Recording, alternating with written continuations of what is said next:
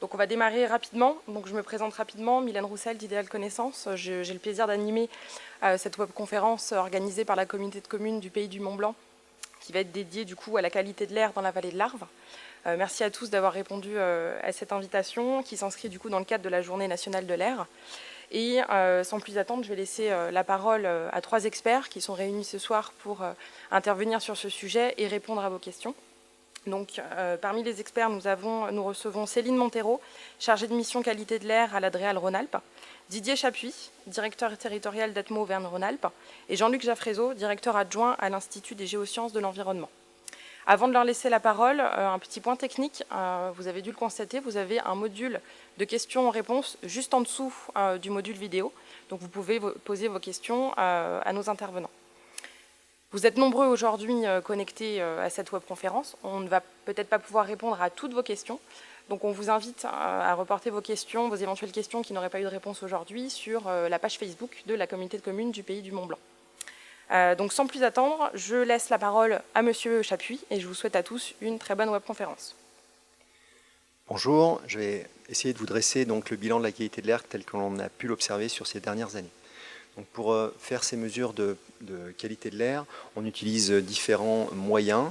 Un réseau de mesures météorologiques donc, qui utilise des stations fixes qui sont implantées de manière pérenne dans la vallée de l'Arve et également des stations d'études, des stations mobiles que l'on met à différents endroits de la vallée à l'occasion de campagnes de mesure.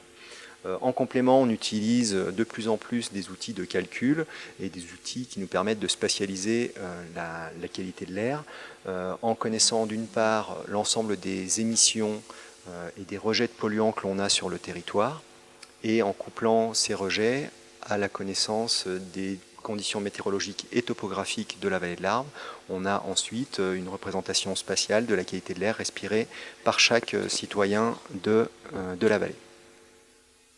Donc sur le territoire, on peut observer et donc avoir des cartographies des différents polluants qui sont réglementés. J'en présente quelques-uns ce soir. Donc parmi les polluants qui concernent particulièrement la vallée de l'Arve, il y a le dioxyde d'azote, qui est un polluant que l'on va rencontrer lorsque l'on est très proche des axes de circulation. Donc comme vous pouvez le voir sur ces cartographies, donc une cartographie à gauche qui est à l'échelle du département de la Haute-Savoie et un zoom à droite sur la vallée de l'Arve. Donc vous voyez que les principaux axes de la vallée, sur les principaux axes de la vallée, on observe des concentrations qui peuvent dépasser la valeur limite. Pour autant, il y a peu de populations qui habitent très proche de ces axes de circulation, puisqu'on estime de l'ordre de 500 à 1000 habitants qui sont concernés par ce dépassement de la valeur réglementaire. Il y a une très forte décroissance des concentrations de ce polluant, dioxyde d'azote, dès lors qu'on s'éloigne de ces axes de circulation. Ensuite, l'autre polluant qui est surveillé, c'est ce que l'on appelle des PM10, donc les particules en suspension. Sur ces particules en suspension, il y a différentes valeurs réglementaires qui doivent être respectées. Une première qui est la moyenne annuelle. Cette moyenne annuelle, elle est respectée sur la vallée de l'Arve, mais de manière générale sur la région et je dirais partout en France. Par contre, on a d'autres valeurs qui nous servent de référence, notamment le seuil de l'OMS, qui est moitié moins important, puisque la valeur réglementaire est à 40 microgrammes par mètre cube. Le seuil de l'OMS, lui, est à 20 microgrammes par mètre cube. Et sur la base de ce seuil-là, là, on a des habitants de la vallée qui sont exposés au dépassement donc, de ce seuil OMS. On a une autre valeur réglementaire concernant les poussières en suspension, et c'est celle-ci qui focalise en plus l'attention dans la vallée de l'Arve, c'est les dépassements de seuil. Vous savez, dans la réglementation, il y a 35 jours qui sont autorisés donc, de dépasser une valeur limite de 50 microgrammes par mètre cube. Il se trouve que dans la vallée de l'Arve, ces dernières années, on a toujours dépassé ces 35 jours avec 36 jours qui ont été dépassés courant de l'année 2016, avec des populations également qui peuvent être exposées donc, à ces dépassements de valeurs réglementaires. ces valeurs réglementaires, ces dépassements de valeurs réglementaires conduit de manière relativement systématique à la mise en œuvre des dispositifs d'information et de recommandation. Donc, il y a également donc, une valeur réglementaire sur les PM 2,5, sur une valeur limite annuelle, en moyenne annuelle. Cette valeur est également respectée dans la vallée de l'Arve. Par contre, il y a aussi une valeur OMS qui donne une indication sur l'impact sanitaire des concentrations de PM 2,5 qui sont enregistrées dans la vallée. Et là, pour le coup, on a une large part de la population qui est concernée par un dépassement de cette valeur OMS. J'ai voulu également parler de deux autres polluants dont on parle un petit peu moins peut-être. En tout cas, la focale est mise sur les particules en suspension et les PM10 notamment. C'est le benzoapyrène, puisque dans la vallée de l'Arve, on a un certain nombre d'habitants qui sont concernés par un dépassement de la valeur cible. Cette fois-ci, ce n'est pas une valeur limite, c'est-à-dire qui n'engage pas forcément des actions derrière, mais pour autant, on a une valeur cible qui est dépassée, avec plusieurs milliers d'habitants qui étaient concernés en 2015 et beaucoup moins en 2016, mais pour autant toujours un dépassement de cette valeur réglementaire. Et enfin, également, un petit zoom sur l'ozone. L'ozone que l'on retrouve principalement en période estivale.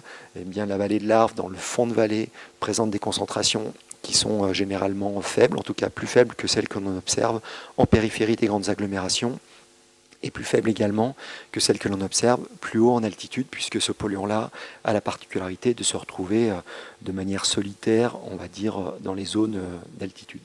Et c'est pour ça que je vous ai mis une carte de la région Auvergne-Rhône-Alpes pour vous montrer que ce polluant-là, il présente des concentrations plus importantes dès lors qu'on est au sud et au sud-est de notre région, avec des imports également de masse d'air, d'ozone qui nous viennent de la région PACA.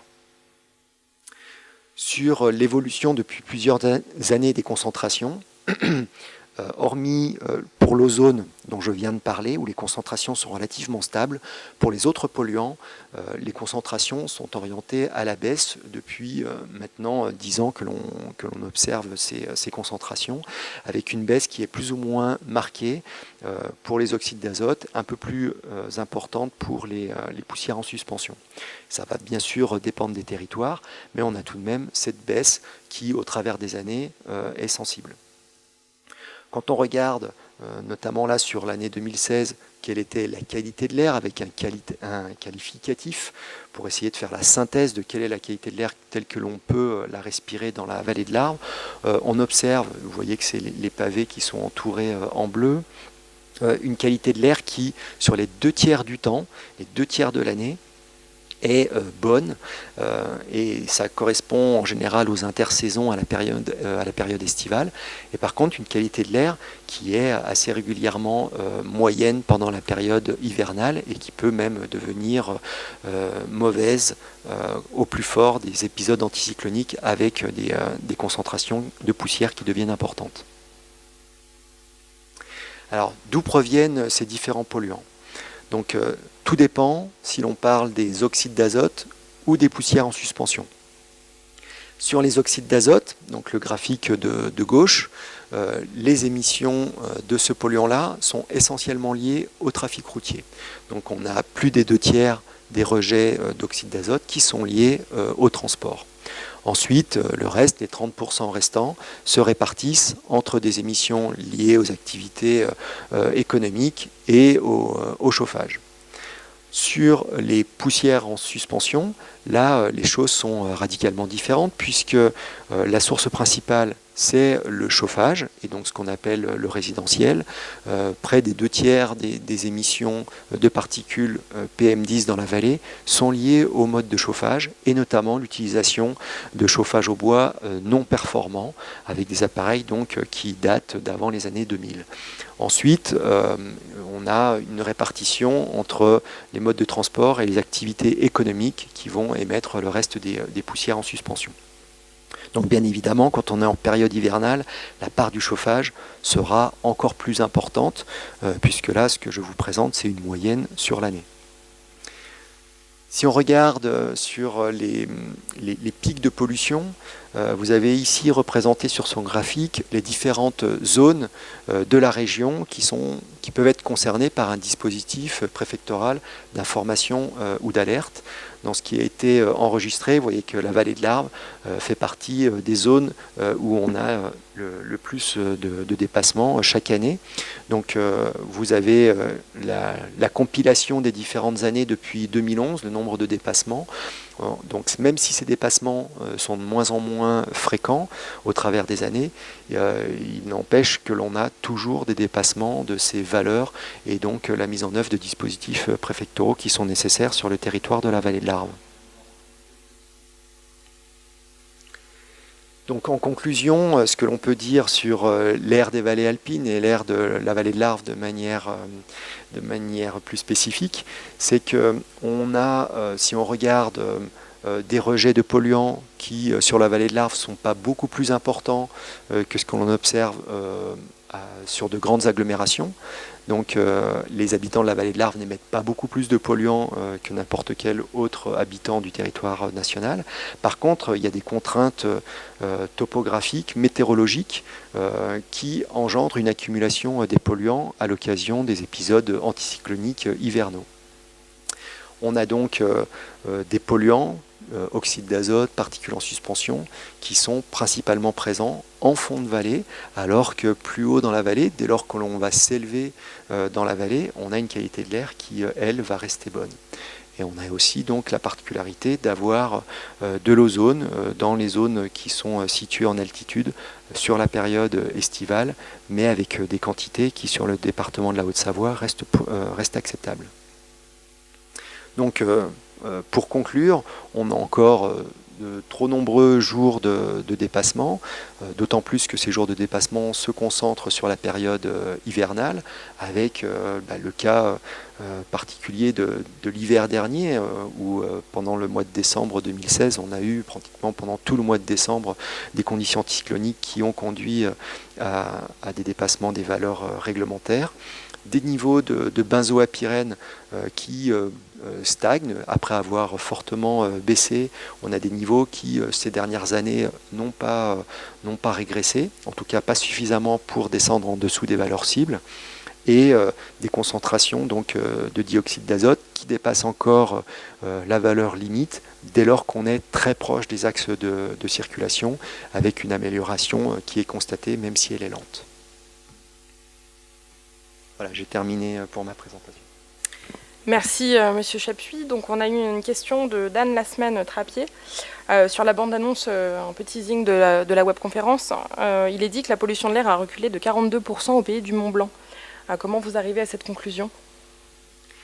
Alors, ce n'est pas la qualité de l'air. Alors, je vous ai présenté différents résultats, mais il faut faire la différence entre ce qui est émis, donc les émissions de polluants, et ces émissions de polluants entre l'année 2000 et donc l'année 2015, ils ont effectivement diminué de l'ordre de 40%.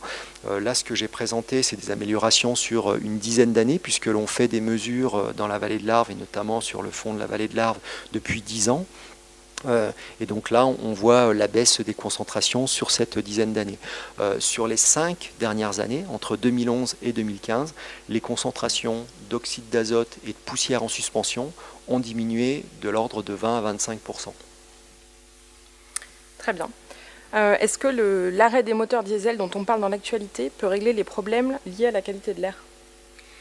Alors, comme vous l'avez vu tout à l'heure sur le graphique de la responsabilité des différentes sources, si on parle des oxydes d'azote, effectivement, il faut agir sur le transport pour que les concentrations d'oxyde d'azote diminuent.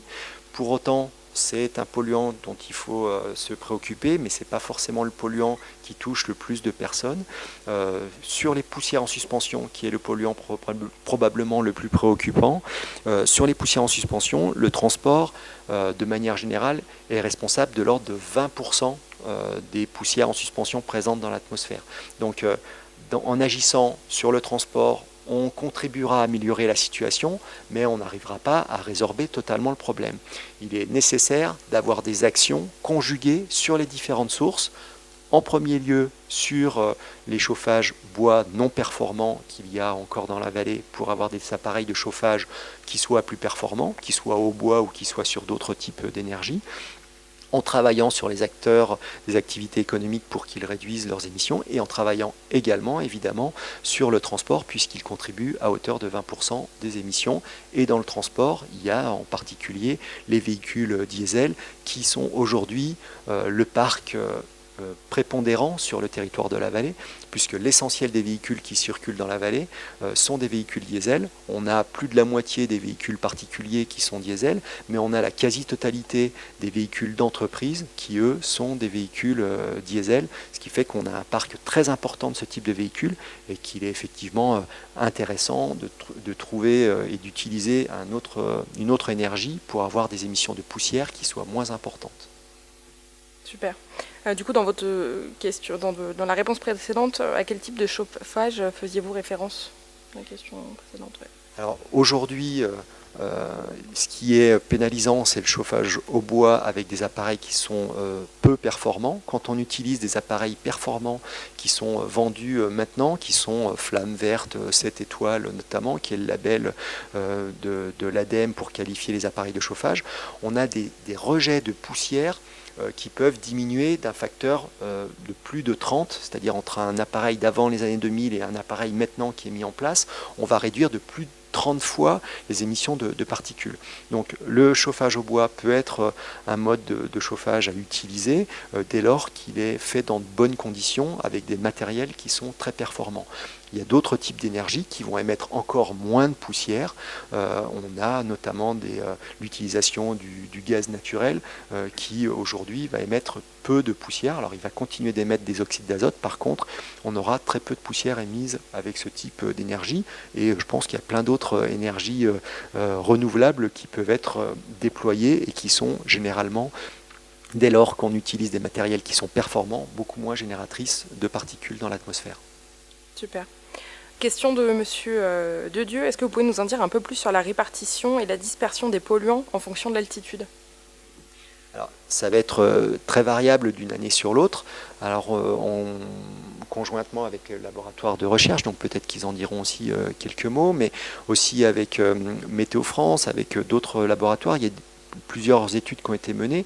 Et en fait, ce que l'on constate jusqu'à présent, et d'ailleurs il y a des mesures qui sont faites en continu aussi sur les pentes de température notamment. Donc ce que l'on constate, c'est que les polluants vont s'accumuler dans les très basses couches de l'atmosphère.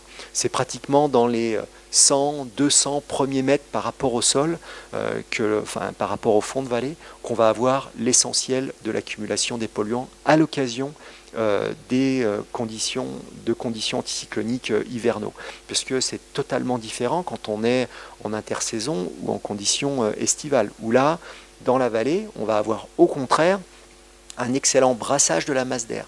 Donc quand on est en épisode de pollution, c'est généralement que la masse d'air est confinée très bas dans la vallée, très proche du sol, et c'est pour ça qu'on arrive à des concentrations qui sont importantes, parce que le volume dans lequel les polluants peuvent se disperser est très faible. Merci. Question de Katia Béon. Pensez-vous que brûler du bois sec est important pour la qualité de l'air? Alors, bien sûr, c'est essentiel. C'est vrai que j'ai parlé beaucoup des appareils de chauffage bois performants. Donc sur la partie matérielle, c'est important d'avoir des appareils qui soient récents et performants, mais il y a aussi sur le fonctionnement de son appareil de chauffage. Il est important d'utiliser son appareil de chauffage à pleine puissance, puisque quand il est sur des puissances intermédiaires, on sait qu'on va émettre plus de polluants, mais il est également très important d'utiliser un bois qui soit le plus sec possible, parce que celui-ci permettra d'avoir une meilleure combustion, et dès lors qu'on a une meilleure combustion, on a moins de composés imbrûlés et donc moins de particules qui vont être émises à la cheminée. Super. Merci Monsieur Chapuis, merci pour les réponses à toutes les questions. Je vous propose de laisser la parole à Jean-Luc Chaffrézot, donc directeur adjoint à l'Institut des géosciences de l'environnement. Donc pareil, n'hésitez pas à poser vos questions pendant son intervention. Merci. Oui, merci à vous et bonjour à tous les auditeurs.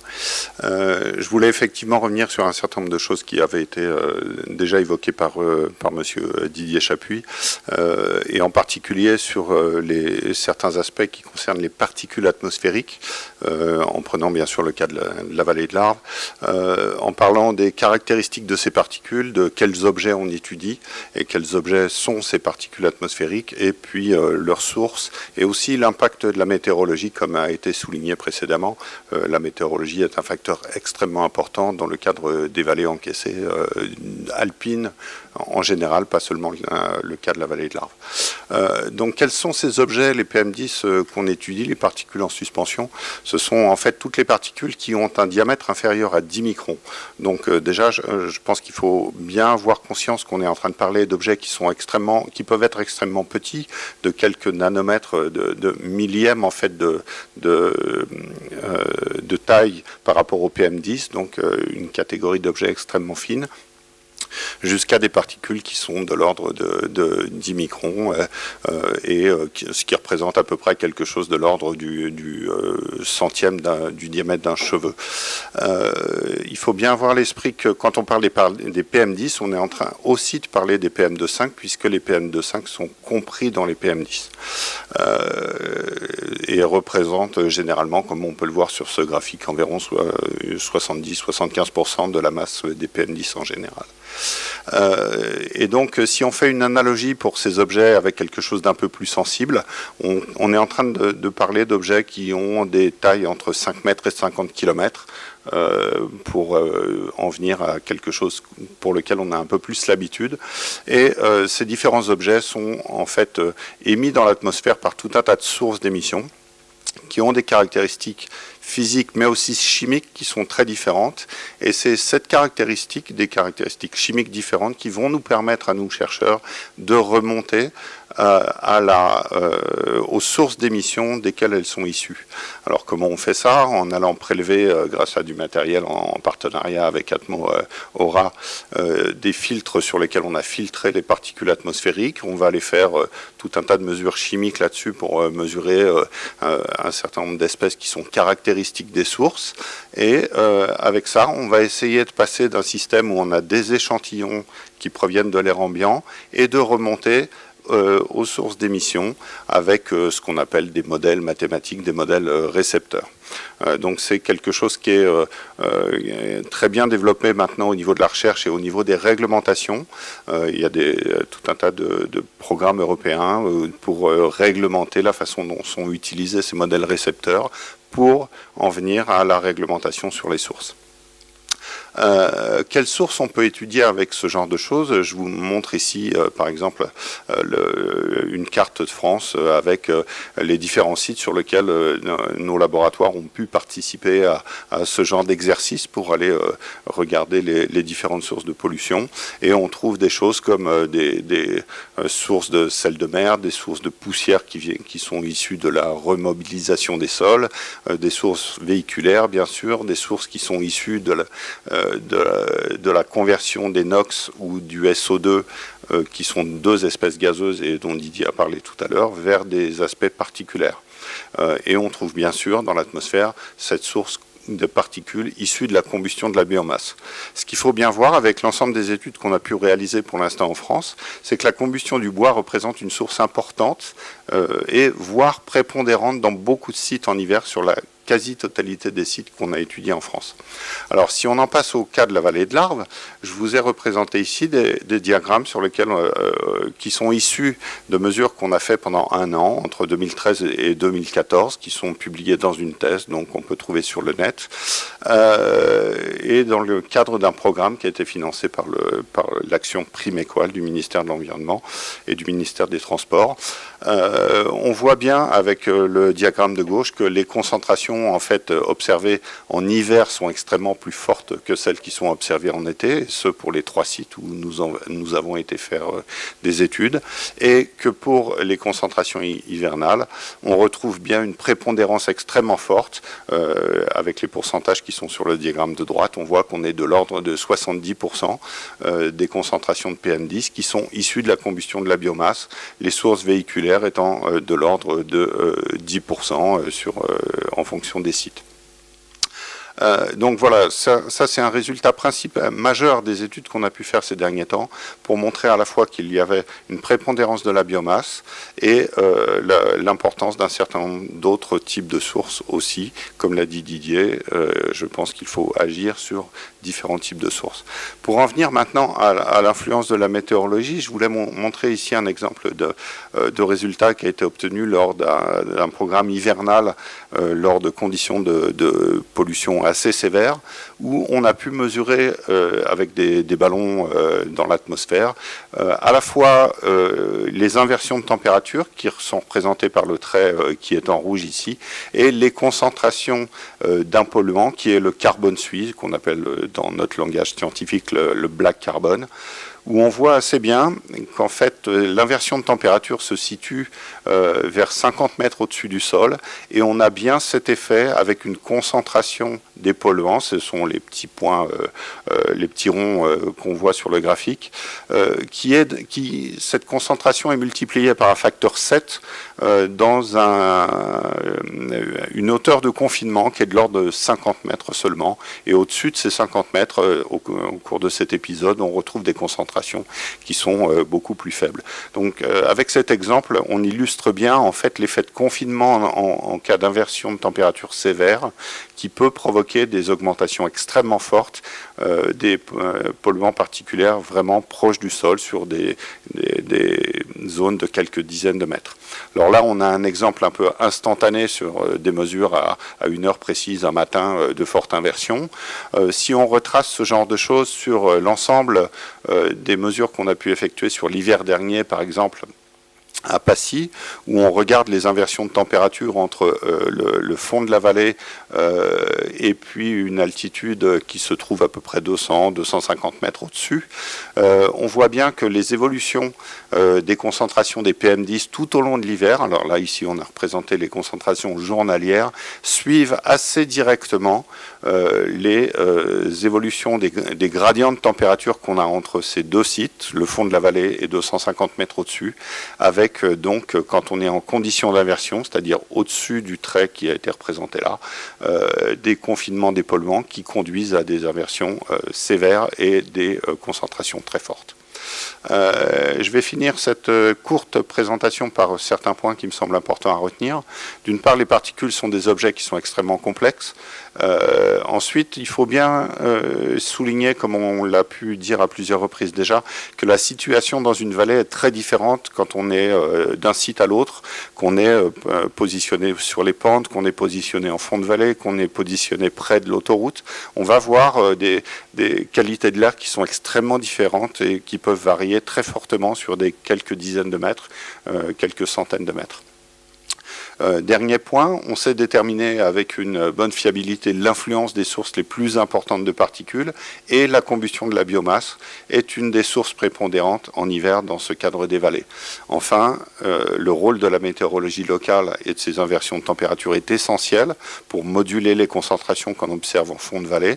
Et un point que je n'ai pas abordé dans le cadre de cette présentation, mais sur lequel je pourrais aisément répondre à des questions, c'est que l'objectif du programme que nous avions fait, conduit depuis 4 ans maintenant, était essentiellement sur essayer de valider si le fonds air-bois permettait de faire baisser les concentrations qui sont dues à cette source combustion de biomasse. Et les mesures que nous avons pu faire sur les 4 derniers hivers montrent qu'il y a effectivement un gain et que les particules et les molécules qui sont émises par cette combustion du bois tendent à baisser d'année en année pour les sites qui sont les sites de Passy et les sites de Chamonix. Je vous remercie de votre attention et vous pourrez trouver des compléments d'information éventuellement sur l'adresse qui est mentionnée ici. Super, merci Monsieur Jaffrézo. Donc on va prendre vos questions. Est-ce que pour le chauffage au bois, la manière d'allumer le feu est importante? J'entends parler d'allumage par le haut. Est-ce que je dois utiliser cette méthode pour allumer mon feu? Alors tout à fait. Ce sont effectivement des études qui ont été faites dans différents laboratoires, comme un laboratoire à Épinal par exemple, qui a pu regarder dans quelle mesure ces différentes conditions d'allumage étaient pertinentes pour faire baisser les concentrations. Et effectivement, ce qu'on peut montrer, c'est qu'un allumage par le haut tend à baisser durant la phase d'allumage les concentrations des particules émises, généralement d'un facteur qui est de l'ordre d'un facteur 5, qui commence à être sérieusement important dans la mesure où cette phase d'allumage est une des phases pendant lesquelles la production de particules est la plus forte. Très bien. Quels gaz sont émis par le chauffage au bois? Et du coup, comment s'en prémunir? Quels gaz sont émis? Oui. Alors, on va retrouver tout un tas de gaz imbrûlés, des composés organiques volatiles qui ne sont pas forcément brûlés lors de la combustion. On va retrouver du CO2, bien sûr. On va retrouver des HAP qui sont sous forme des hydrocarbures aromatiques polycycliques comme le benzoapyrène qu'a cité Didier tout à l'heure, qui lui aussi est émis par le chauffage au bois, qui à haute température se retrouve sous forme gazeuse.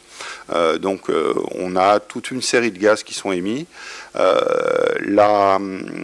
Comment s'en prémunir? Je pense qu'une bonne façon de faire déjà, c'est pas de les émettre, c'est-à-dire d'avoir des conditions qui soient de combustion qui soient performantes, avec en particulier les nouvelles types de chaudières qui permettent d'avoir une post-combustion. On a un bien meilleur brûlage de ces gaz imbrûlés et donc des réductions de ces émissions gazeuses. Ok. Est-ce que du coup vous pouvez nous confirmer que la combustion du bois n'émet pas de gaz à effet de serre? Alors non, comme je l'ai dit, le CO2 est émis par la combustion de bois, et de même, pour du bois qui contient une certaine humidité relative, on va avoir de la vapeur d'eau qui va être émise, et la vapeur d'eau est aussi un gaz à effet de serre important. Par contre, si on en vient à la neutralité bilan carbone de la combustion du bois, c'est parce que le carbone est stocké dans les arbres et procède d'un cycle de réintégration dans la masse de bois qu'on atteint, pour autant qu'on ne va pas chercher du bois à plusieurs milliers de kilomètres, une certaine neutralité carbone quand on parle par rapport aux énergies fossiles qui, elles, ne seront pas restockées très directement sous cette forme. Très bien. Est-ce que vous pouvez nous dire dans la combustion de la biomasse, quelle est la proportion liée au chauffage des logements et celle liée à l'industrie? Non. L'état actuel de l'art dans nos mesures ne permet pas de remonter à cette différenciation. La molécule chimique qu'on va aller mesurer pour nous permettre de quantifier ce traceur de la biomasse, c'est une molécule qui est issue de la cellulose qui est contenue dans la biomasse. Donc, quel que soit le type de biomasse brûlée, d'ailleurs que ce soit des végétaux brûlés dans les jardins ou autres, on va tout intégrer dans cette source que nous considérons au niveau scientifique comme étant combustion de biomasse. Très bien. Alors, autre question, est-ce que vous pouvez nous dire combien de tonnes de PM10 rejette l'incinérateur de Passy?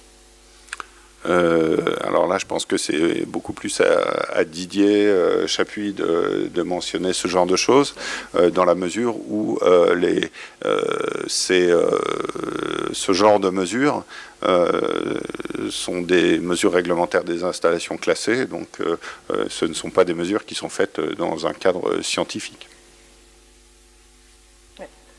Nous, on a une information par le biais des déclarations qui sont faites, et probablement que Céline Montero de l'ADREAL, de l'inspection des installations classées, peut encore mieux répondre que moi. Nous, on estime à quelques kilos les émissions de poussière, mais je laisse Céline répondre sur ce sujet.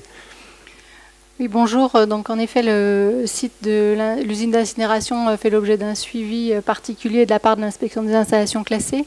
Et dans le cadre de toutes les mesures qui sont faites à l'émission, des bilans annuels sont dressés et qui permettent d'estimer les émissions du site de l'ordre de 80 kg par an. C'est en comparaison du même ordre de grandeur qu'un foyer ouvert, donc une cheminée ouverte, qui fonctionnerait toute l'année comme chauffage d'un logement.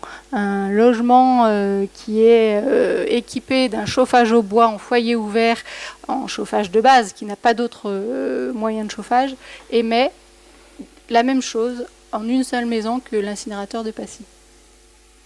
Très bien. Alors merci à tous pour vos réponses. Est-ce que vous pouvez nous dire si le transport produit des PM10 ? Alors tout à fait. L'ensemble des phénomènes de transport vont aller produire des PM10 sous différentes formes d'ailleurs. On considère que pour les émissions véhiculaires, on a plusieurs sources. Une source directement à l'échappement, où on a effectivement des particules qui sortent directement avec les gaz d'échappement. Une source qui est une source plutôt indirecte de l'usure des pneus, des huiles imbrûlées, etc., du moteur. Et une troisième source qui est celle qui est reliée à la remise en suspension des poussières de route par le trafic. Donc on a effectivement ces différentes sources et plus on tend vers des véhicules qui sont relativement propres, c'est-à-dire équipés de filtres à particules et ce genre de choses, plus les deux autres sources tendent à être importantes. On estime pour l'instant qu'on est pratiquement moitié-moitié entre les émissions directes et indirectes véhiculaires par rapport aux émissions de remise en suspension des poussières de route. Super. Merci. On va passer la parole du coup à Madame Montero pour la suite des présentations. Donc, Madame Montero, je vous laisse la parole de suite. Bonjour. Je vais vous parler des aspects réglementaires après avoir évoqué les aspects techniques du sujet de la qualité de l'air. Pourquoi une réglementation en matière de qualité de l'air a été mise en place en France et en Europe? Parce que le lien entre la qualité de l'air et l'impact sanitaire est avéré. La qualité de l'air, la pollution atmosphérique a été classée cancérogène pour l'homme en 2013 et on a à respirer tous les jours et on ne choisit pas l'air qu'on respire. Donc l'objectif c'est bien de mieux respirer et d'avoir une réglementation qui permette à ce titre-là de protéger la santé des populations. Aujourd'hui, donc, on m'a demandé de parler plus spécifiquement des pics de pollution. Comme l'a présenté Didier sur le bilan de la qualité de l'air sur le territoire, ce sujet des pics de pollution est un sujet important puisque c'est au travers des règles qui sont posées dans la réglementation que le territoire est affiché en dépassement et fait l'objet d'un contentieux au niveau européen, puisque le nombre de jours, de 35 jours autorisés en particules fines est dépassé, comme l'a présenté Didier. Donc un épisode de pollution, c'est quoi ? Un épisode de pollution, c'est à un moment donné où on constate des concentrations en polluants qui dépassent certains seuils fixés dans la réglementation. Donc pourquoi on arrive à ce dépassement ? Comme l'a aussi expliqué Jean-Luc dans sa présentation, il y a deux choses qui importent. Il y a d'une part des conditions météorologiques qui vont être pénalisantes et qui vont générer des situations d'accumulation des émissions, notamment en période hivernale, couplé à un apport de polluants, donc qui peut être un apport saisonnier, comme on le voit quand on parle du chauffage domestique et du chauffage au bois, ou de manière saisonnière, l'hiver, on a un apport complémentaire, et ça ressortait du reste bien dans la présentation qu'a faite Didier, puisqu'on voyait vraiment cette séparation entre l'été et l'hiver, avec des niveaux de concentration sur les particules fines qui sont très différents.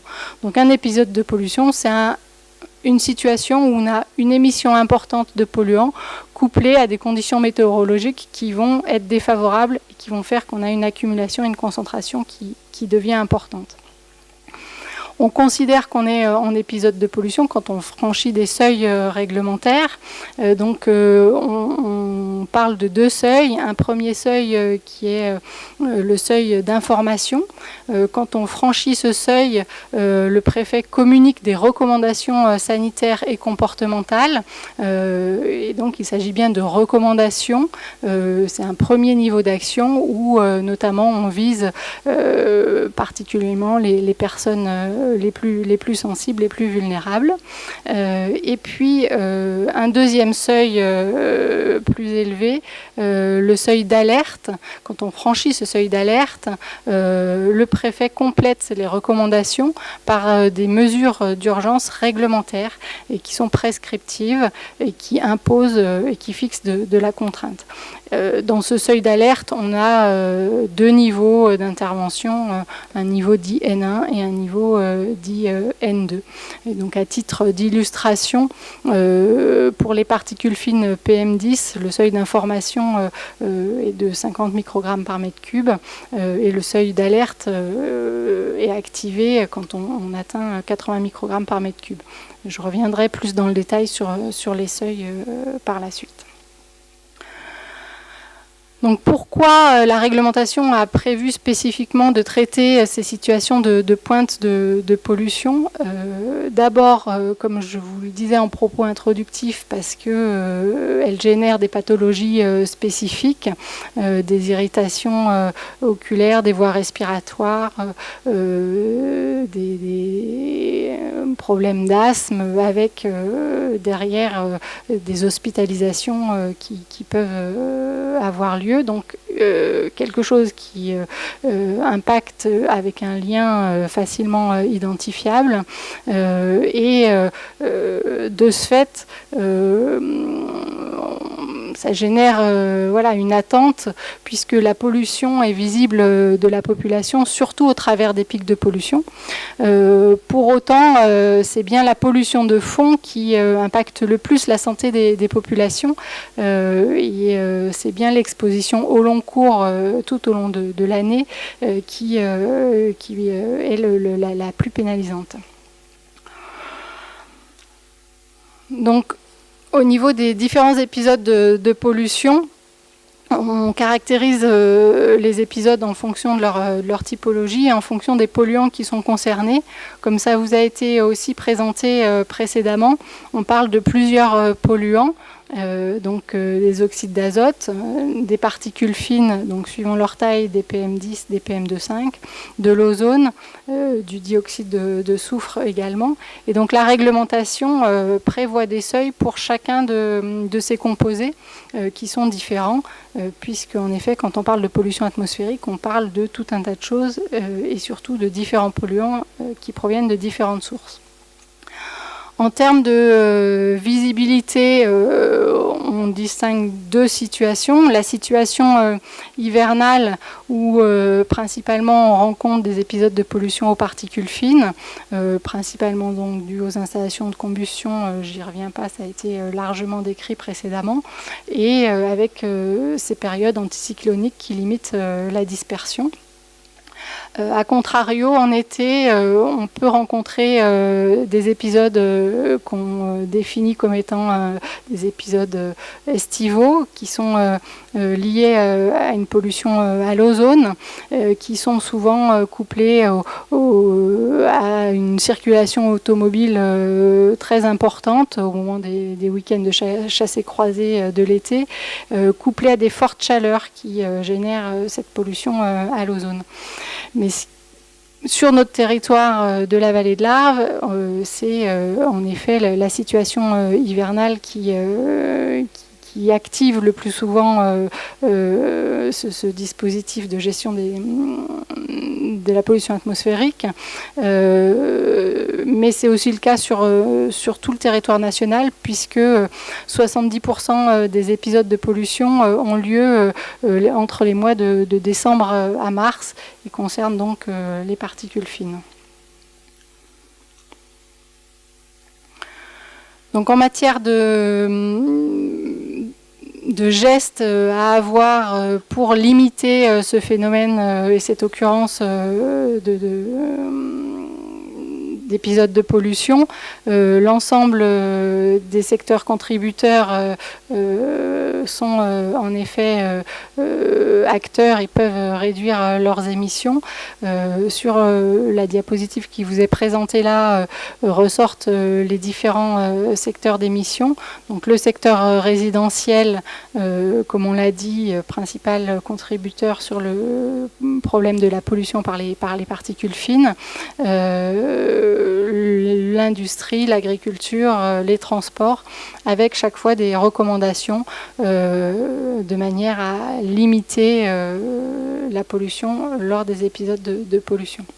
Parce qu'en effet, en termes d'action, la première action à conduire et qui est proposée en cas de dépassement du seuil d'information en matière de pollution atmosphérique, c'est de se protéger pour limiter son exposition. Donc cette première action qui vise à limiter l'exposition, elle est surtout ciblée sur les personnes sensibles et vulnérables qui vont réagir le plus fortement à la pollution atmosphérique. Donc, dans un premier temps, l'objectif, c'est de s'éloigner des axes routiers, de limiter les activités physiques intenses, d'éloigner les enfants de la pollution automobile et, en cas de gêne respiratoire, d'aller consulter son médecin dans ces cas-là. En revanche, en information au premier niveau d'intervention, la population générale n'a pas d'action spécifique à conduire. On continue à aérer son domicile et on continue ses activités. Et une fois qu'on intervient de manière à limiter l'exposition, on cherche également à avoir des comportements vertueux pour limiter l'émission des polluants. Donc tous les secteurs, je le disais, sont concernés, les particuliers, les professionnels, les collectivités, pour avoir des comportements visant à moins émettre dans cette période de pic de pollution. Donc ces deux messages qui viennent de vous être présentés sur la limitation de l'exposition et sur la limitation des émissions, c'est les recommandations qui sont données par le préfet lors de l'activation du dispositif. Sur ce dispositif, vous signalez que la règle évolue suite à un arrêté ministériel qui date d'avril 2016. Les seuils qui vont déclencher les épisodes de pollution vont être modifiés dès cet hiver et la sensation d'être plus souvent pollué.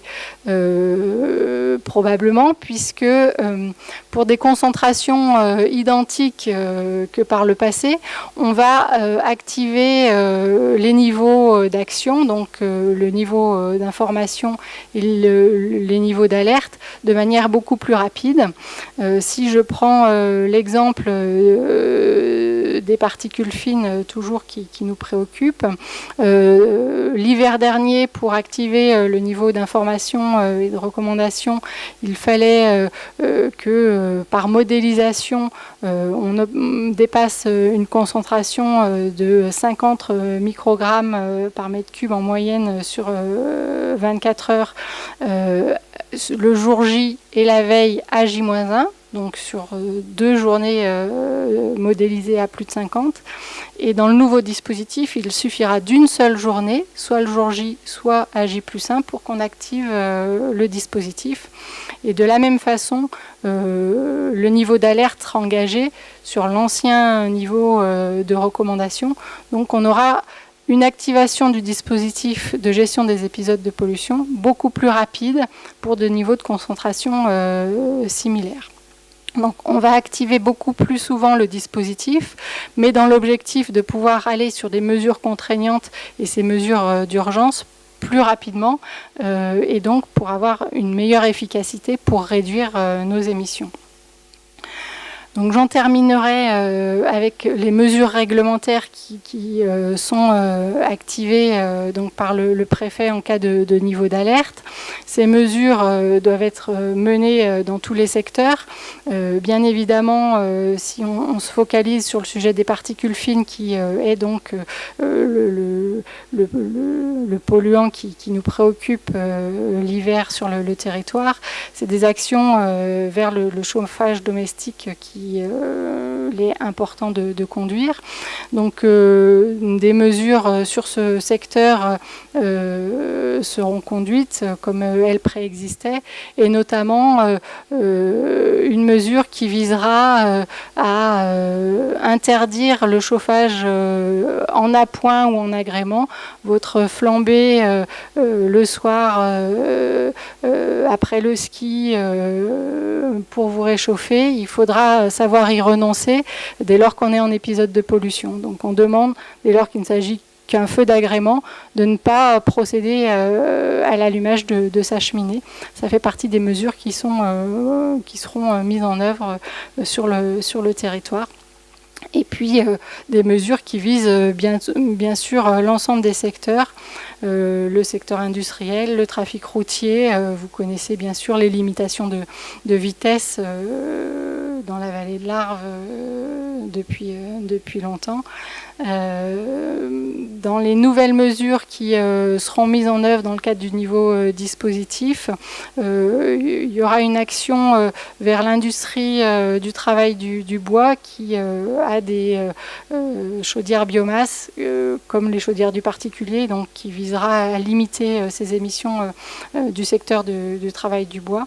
Et puis en matière de transport, le déploiement des vignettes dites critères qui est envisagé également. Alors à ce stade, pas forcément sur la vallée de l'Arve, sur le véhicule léger, puisque les solutions alternatives en termes de déplacement existent peu, mais c'est des réflexions qui seront mises en place dans un premier temps sur les flottes de poids lourds. Voilà, donc j'en ai terminé pour ce petit exposé du dispositif de gestion des épisodes de pollution. Super, merci Madame Montero pour votre intervention. Donc quelques questions qui nous ont été adressées. Est-ce que vous pouvez nous préciser qu'est-ce qui caractérise vraiment un pic de pollution? Est-ce que c'est sa durée ou le niveau de concentration émis? Alors, c'est deux choses qui caractérisent en fait, qui permettent d'activer le dispositif.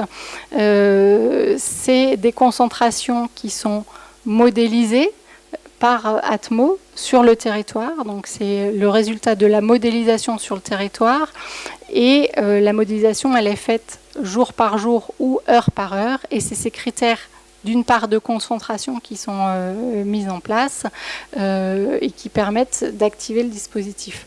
Donc c'est vraiment ce critère de concentration couplé à un critère que je n'ai pas évoqué qui vise à prendre en considération les populations exposées. Donc il faut que cette concentration impacte soit une superficie du territoire, 25 km², soit 50 000 habitants, pour qu'on considère qu'il y a lieu de rentrer dans une activation du dispositif. Et donc, les critères d'activation sont progressifs et gradués, avec d'abord une intervention de niveau information-recommandation, comme je vous l'ai dit, dès le premier jour, et puis au bout de 2 jours, le niveau d'alerte 1, si on a une persistance des niveaux de concentration, et ensuite le niveau d'alerte de niveau 2. Très bien. Merci. Alors, autre question, on mentionne les filtres électrostatiques que positionnent les voisins suisses, du coup, sur le sommet des cheminées. Apparemment, ils permettent de réduire considérablement les émissions de PM10. Est-ce que, du coup, l'un d'entre vous peut nous confirmer cela ? Alors, l'ADEME a regardé, il y a une étude spécifique sur ces sujets, des filtres sur les chaudières des particuliers. C'est des installations qui demandent pas mal de maintenance avec un coût important. Et c'est pour ça qu'avait été mis en place le fonds Airbois qui visait carrément à remplacer le foyer, puisque en termes de coûts, on était sur des coûts qui étaient peu ou prou identiques au remplacement complet de l'installation. Et donc c'est pour ça que sur le territoire, on n'est pas allé vers le déploiement de ces filtres spécifiques électrostatiques tels qui peuvent exister en Suisse, parce que voilà, le fonctionnement, et pour vraiment être performant, il faut un entretien qui est important et un coût qui est assez élevé et qui finalement est en comparaison similaire à celui du remplacement de l'appareil de chauffage. Très bien, merci. Monsieur Chapuis, Monsieur Jaffrézo, si vous vouliez compléter... Non ? Sur cette partie-là, déjà les filtres électrostatiques, malgré ce qu'on entend, ils ne sont pas énormément utilisés en Suisse. Et d'autre part, voilà, ils ont fait le même constat que côté français, c'était qu'il fallait qu'il y ait un entretien régulier. C'est-à-dire que la première année, quand il est mis en place, alors, bon, comme le disait Céline Montero, ça peut coûter cher, mais ça va bien fonctionner. Par contre, au fur et à mesure du temps, il faut qu'il y ait un entretien très régulier qui soit fait de cet appareil-là. Et on n'agit pas sur le comportement, en fait. C'est-à-dire qu'en mettant en place ce genre de filtration, on va dire aux gens, comportez-vous aujourd'hui comme vous vous comportiez hier, alors que l'ambition du fonds Airbois, c'est aussi de contribuer au changement de comportement en ayant une vallée, notamment ce territoire-là, qui soit particulièrement vertueux. Et donc, dans ce cercle vertueux, il y a en particulier le changement des appareils de chauffage anciens vers des appareils qui soient performants, qui permettent d'utiliser moins de bois, donc moins de gaz à effet de serre, parce que c'est vrai que c'est important de faire ce lien air, énergie, climat.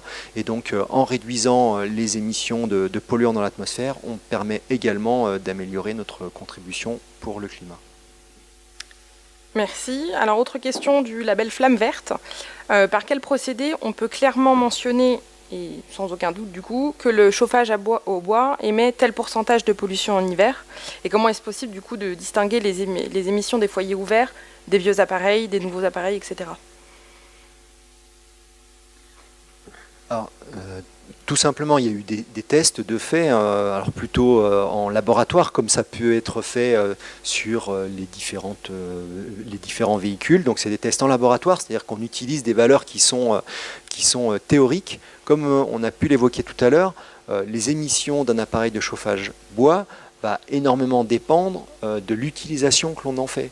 Est-ce qu'on va utiliser à pleine puissance ou pas? Est-ce qu'on va allumer par le dessus? Est-ce qu'on va le laisser allumer toute la journée? Est-ce que le bois sera sec ou non? Donc tout ça, ce sont des facteurs qui vont jouer et qui vont faire qu'on va avoir une variation des émissions en fonction de chaque foyer. Là, je parle de chaque habitation. Et donc ce que l'on a pu constater, c'est qu'au fur et à mesure des nouveaux appareils sortaient, c'est qu'ils sont de plus en plus performants. Performant, ça veut dire qu'ils ont un bon rendement. Si on met une bûche, elle va chauffer beaucoup plus avec un nouvel appareil que sur des anciens appareils. Et donc, s'ils sont performantes, qu'elles chauffent mieux, c'est également que la combustion se fait mieux avec des plus hautes températures. Et si on a une bonne combustion, on a donc des particules qui sont moins nombreuses parce qu'on a moins d'imbrûlés qui vont ressortir à la sortie de la cheminée. Tout un chacun, et notamment vous pourrez interroger, puisque maintenant il y a près de 2500 foyers qui ont été renouvelés, donc ça fait quand même pas mal de cas dans la vallée de l'Arve. Et vous pourrez demander à leurs utilisateurs, entre avant et maintenant, la quantité de cendres, tout simplement. Alors c'est juste c'est presque anecdotique, mais quand même, ça peut parler et c'est très visuel. La quantité de cendres qu'ils devaient nettoyer avant et maintenant avec un nouvel appareil a rien à voir. Toutes ces cendres, jusqu'à présent, une partie était rejetée à l'atmosphère. Très bien, merci. Alors, une autre question, est-ce que l'impact de la pollution sur l'économie touristique, est-ce qu'il a été mesuré? Alors, on n'a pas fait de mesures. Alors, je ne sais pas si le sens de la question, c'est de savoir s'il y a des populations touristiques qui sont impactées par cette pollution ou quelle est la contribution de la population touristique à la pollution atmosphérique. En tout cas, ce que je peux dire, c'est que nous, on tient compte de l'ensemble des déplacements qui sont générés dans la vallée, donc y compris les déplacements touristiques qui vont effectivement conduire à avoir, en lien avec le transport, des émissions qui sont plus importantes, en lien avec le chauffage, aussi des émissions qui sont plus importantes, en tenant compte de l'ensemble des lits qui sont disponibles dans la vallée, avec la particularité, si je parle de la partie exposition, c'est que c'est très généralement les personnes qui résident en fond de vallée qui sont concernées par les épisodes de pollution et par une qualité de l'air qui peut être dégradée, alors que ceux qui résident plus haut dans la vallée, enfin sur les pentes, et c'est généralement le cas des populations touristiques qui rejoignent notre territoire, eh bien là on a très généralement des qualités de l'air qui sont bonnes, voire même très bonnes. À l'occasion d'un pic de pollution, on a déjà fait des mesures sur les pentes des stations de ski, on n'avait pratiquement pas de particules présentes sur les pentes de nos stations de ski, alors qu'en fond de vallée, on pouvait avoir un épisode de pollution. Très bien. Merci. Alors pour revenir sur les pics de pollution, est-ce que vous pouvez nous dire, est-ce qu'on va avoir plus d'alertes de pollution, moins de pics de pollution? Est-ce que vous pouvez nous en dire un peu plus là-dessus? Ce que j'ai essayé d'expliquer, c'est qu'à niveau de concentration équivalent, on aura la mise en œuvre de dispositifs de gestion. On activera le dispositif beaucoup plus souvent. Maintenant, je ne peux pas aujourd'hui prédire ce que sera l'hiver 2017-2018. J'espère qu'on ne se retrouvera pas dans la situation qu'on a eu à vivre, qui était liée à des conditions météo vraiment spécifiques, comme l'a rappelé Didier Chapuis, avec une situation anticyclonique et une absence de précipitations sur l'ensemble du mois de décembre, qui en termes d'occurrence météo est quelque chose qui était une situation vraiment rare. Donc en termes de concentration de polluants dans l'atmosphère, comme je vous l'ai expliqué, c'est à la fois les émissions d'une part et la météo qui conditionne la concentration qui est mesurée. On met en place un certain nombre d'actions pour que les émissions diminuent. Ça ressort des relevés qui sont faits par Atmo. Les émissions diminuent, les concentrations baissent. La météo, c'est difficile de pouvoir prédire les choses. Donc voilà, je ne peux pas complètement être devin et vous dire ce que sera fait cet hiver. Ce que je peux vous dire, c'est que le dispositif de gestion sera, lui, beaucoup plus fréquent, pour justement permettre d'avoir une meilleure action et d'anticiper l'action de l'État.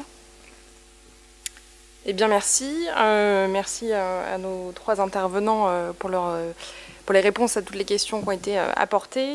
Pour clore cette webconférence qui a été proposée par la communauté de communes du Pays du Mont-Blanc, on a le plaisir de recevoir Étienne Jacquet, vice-président de la communauté de communes du Pays du Mont-Blanc, en charge de l'environnement et de la santé, et qui va du coup nous donner le petit mot de conclusion pour clôturer cette webconférence. Bonsoir à tous et merci tout d'abord à tous les intervenants d'avoir été présents. J'aurais, si vous le permettez, et si on a encore un petit peu de temps, posé une dernière question à M. Jaffrezo qui concerne directement la pollution sur le territoire de la communauté de communes des Pays du Mont-Blanc. Cette question est la suivante, une question assez précise, mais qui permettra aussi à tous nos auditeurs de mieux préciser et de mieux connaître les modalités de pollution à cette thématique. Quel est, en pic de pollution sur le territoire de la communauté de communes de Passy, le pourcentage d'émissions de particules fines PM10 liées au chauffage et celui lié au transport? Alors ça ressort un petit peu du graphe des figures que j'ai montrées tout à l'heure dans mon intervention. J'avais montré tout à l'heure les moyennes hivernales pour l'hiver 2013-2014, où on voyait que sur les trois sites sur lesquels on avait fait des mesures, Passy, Chamonix et Marnat, on avait des contributions de la combustion de la biomasse qui étaient de l'ordre de 70% en gros. Quand on est en épisode de pollution, les moyennes qui peuvent être observées sont un petit peu plus élevé. On est plutôt de l'ordre de 75%, mais bon, ça reste à peu près du même niveau quand même. Il y a des petites fluctuations qui sont liées en fait en raison du fait que les sources sont vraiment qui sont importantes par rapport à cette couche d'émissions de polluants sont celles qui sont au sol et donc sont liées directement aux émissions de biomasse. En ce qui concerne le trafic, vous avez vu aussi sur les figures que j'ai pu présenter qu'on était sur quelque chose au site où on les a mesurés, c'est-à-dire dans des sites qui sont relativement éloignés des axes importants de pollution, mais qui sont de pollution véhiculaire, mais qui sont des sites sur lesquels la population vit. On est plutôt sur des contributions qui sont de l'ordre de 10%, peut-être jusqu'à 15%, selon les périodes hivernales qu'on est en train de regarder. Je vous remercie, M. Jaffrezo. Alors, je vais préciser un peu la question, parce qu'aujourd'hui, vous savez que nous sommes invités par la commune de Passy, qui nous a accueillis généreusement dans la salle communale. Est-ce que vous avez des chiffres qui portent sur la commune ou le secteur de Passy plus précisément, parce que on est aujourd'hui accueillis par cette commune, et il me paraît important de répondre aussi à nos concitoyens. Donc, comme vous l'avez vu sur les figures présentées, Passy est un des 3 sites sur lesquels nous avons pu réaliser des mesures. Ces mesures ont été faites dans les cabines d'Atmo Aura. Donc, le site de Passy sur lequel on a mesuré, c'est celui de l'école de Chède. Et donc, je peux parler effectivement, comme on le voit à l'écran maintenant, des concentrations qu'on peut observer là. Nous n'avons pas fait ce genre de mesures qui sont relativement coûteuses sur d'autres sites de l'ensemble de la commune, mais on voit bien à travers les évolutions qui sont liées au gradient de température qu'on peut observer sur les pentes, et comme l'a rappelé Didier, que plus on va aller s'élever sur les parties les plus en altitude de la commune, plus ces concentrations vont être faibles. Je vous remercie. Pour vulgariser et conclure, si j'ai bien compris, on peut considérer que la pollution liée à la combustion de la biomasse, en général le chauffage au bois plus particulièrement, on peut estimer ça à l'ordre de 70%, et la pollution liée au transport, environ 10%. Encore une fois, comme je l'ai rappelé dans les conclusions de ma présentation, ces chiffres sont valables pour les sites sur lesquels on a été faire des mesures. Il est clair que si on avait été faire des mesures directement sur l'autoroute, on aurait trouvé des chiffres qui étaient fondamentalement différents. Donc, mais sur des stations qui sont celles de Atmo Aura et qui sont représentatives des lieux de vie de la population, ce sont des chiffres qui sont des chiffres relativement moyens. Écoutez, je vous remercie, ça va me permettre de conclure en remerciant Madame Montero, Monsieur Chapuis et Monsieur Jaffrezo. Je terminerai également en donnant une petite information sur le fonds Herbois. Vous savez que la communauté de communes des Pays du Mont-Blanc lance un programme avec des ambassadeurs Air Énergie qui viendront à la rencontre de la population. Ce seront donc 4 ambassadeurs de l'air, dont l'objectif premier est d'informer la population sur les bonnes pratiques et les aides dont chaque habitant pourra bénéficier. Je crois qu'au vu des nombreuses questions qui vous ont été posées, je crois qu'on peut considérer que cette webconférence a été un beau succès, et je pense que dans ce cadre-là, nous organiserons d'autres conférences comme celle-ci afin de mieux informer et de continuer à parler des actions et de la pollution de l'air sur le territoire. Je tenais à remercier également tous les auditeurs qui ont été nombreux, et je leur souhaite une très bonne fin de soirée.